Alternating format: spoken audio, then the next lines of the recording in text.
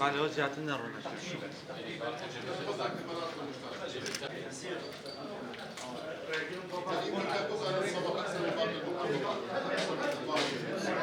ئەمڕۆکە کۆبنەوەیەکی هاوبەشمان ئەنجامدا وەلەو کۆبنەوەیە کۆمەڵێک ئەوەی کە پەیوەندی بە هەردوو لامانەوە هەبوو قسە و گفتوگۆمان لەسەر کرد و لەسەر کۆمەڵێ مەلەف وەکو کۆبنەیەکی سەرەتایی دەستمان پێ کردووە و دیارە ئەمڕۆ ئەتوانین بڵێن لێک تێگەیشتێکی باشە بوو و بەردی بناغەی دۆستایەتیەکی هەمیشەییدا بنین لەم شارە و هەردوو لە ڕێکەوتین یان متەفیق بووین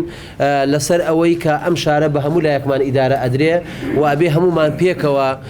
کار بکەین و هەمومان پێکەوە ڕێکەوین لەسەر ئەو پرسانەی کە پەیوەندی بە کەرکووکەوە هەیە چونکە ئێمە هەموو لایەکمان هەموو پێکاتەکانی کەرکووک هەموو بوارەکانمان تاقی کردەوە هیچ لایەکمان نەمانتوانی بە تەنیا بتوانین بە تەواوەتی خزمەتی کەرکووک بکەین بۆ یەکە دوای تەجروبەیەکی دوور و درێژ و هەموو لایەکمان گەیشتینە ئەو بڕوایی کە دەبێت بۆ ئێستا و بۆ ئایندا پێکەوە کار بکەین هەم لەسەر مەسلەی هەڵبژاردنەکان هەم لەسەر مەلەفی تەوازن و بەشداریکردن لە حکومڕانی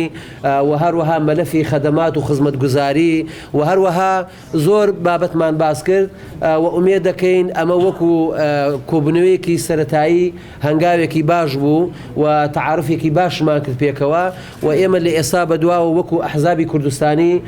کۆبنەوەکان لەگەڵ ئەحزابی کوردستانیە کۆبنەوە ئەکەین و کۆبنەوەکانشمان پێکەوە لەگەڵ ئەمان لەگەڵ ئەم بەڕێزانەی کە هاتوونە لە مەجلیسی عەرەبی کۆبنەوەکانمان درێژەی ئەبێ و هەوڵ دەین لەگەڵ پێکاتەی تورکمانش پێکاتەی مەسیحیش بە هەمان شێوە لەگەڵ ئەوانشا ئەم کۆڕ و کۆبنانەمان بەردەوام ئەبێ چونکە وەکو باسم کرد ئێمە گەیشتینە ئەو قەناعەتەی یان ئەو قەناعەتەمان بۆ دروست بووە زۆر دەمێکەش لاشمان دروست بووە کە هەمووان پێکەوە ئەتوانین ئیدارەی ئەم مەلەفە بدەین و ئەم مەلەفی پێکەوە کارکردن و پێکەوە ژیانە و پێکەوە بەشداریکردنە ئەمە ئەگەڕێتەوە بۆ عەقلیەت و بۆ فکرە و بۆ بەرنامە و بۆ سیاسەتی ستراتیژی جەنابی سەرۆک مامزەلال کە ماوەیەکی دوور و درێژە لەم پێناوەیە هەوڵیدا کاری کرد و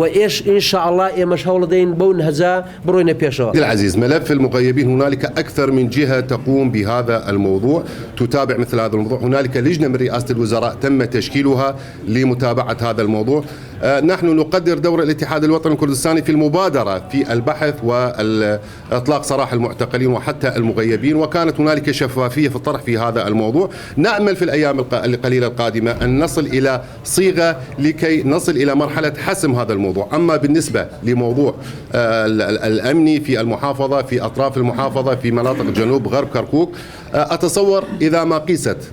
قيس المستوى الأمني في محافظة كركوك بباقي المناطق أتصور هو وضع ممتاز جدا من الناحية الأمنية ومثل هذه الخروقات تحدث بين الحين والآخر في كافة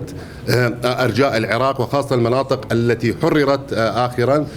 من قبل تنظيم داعش الإرهابي ومسألة إشراك قوات البيشمركة أتصور هذا الموضوع هو اتحادي الموضوع هو أن الحكومة الاتحادية لها رؤية في هذا الموضوع التنسيق هو شيء جيد أن يكون هنالك تنسيق بين كافة القوى العسكرية حتى قوات البيشمركة هي جزء من المنظومة العسكرية والأمنية الوطنية وإذا كان هنالك تنسيق فهذا لا يضر بأبناء المحافظة على شرط أن يكون هذا التنسيق بعيدا عن المحافظة فقط لحفظ الأمن في أطراف المحافظة وأتصور هو هذا الذي يحدث يعني حتى مراكز التنسيق أتصور سوف تكون في أطراف المحافظة وبالآخر يعني حتى القوى الاتحادية اللي موجودة هي تمثل جميع الأطياف العرب والكرد والتركمان